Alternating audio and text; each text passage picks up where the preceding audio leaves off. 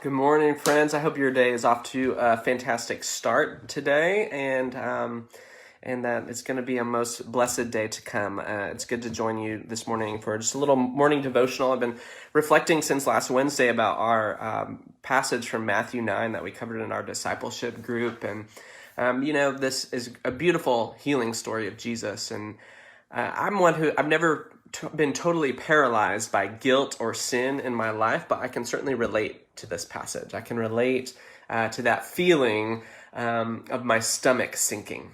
Sometimes guilt feels like that. Sometimes guilt feels like 100 pounds of lead in each foot. I know when I've messed up, and for me at least, my inner critic is one of my best friends and my worst friends. And sometimes when I've sinned or wronged someone, I'm stuck until I apologize and make amends. Sometimes that's not possible, of course. Sometimes I'm stuck and paralyzed until I can forgive myself and put my inner critic back in its place.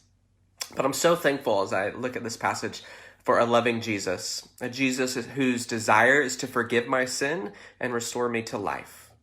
Jesus wants me to be whole, wants me to be my best self. And the thing about Jesus is that Jesus is always willing to love us into being that better self, instead of punishing us into being a lesser self.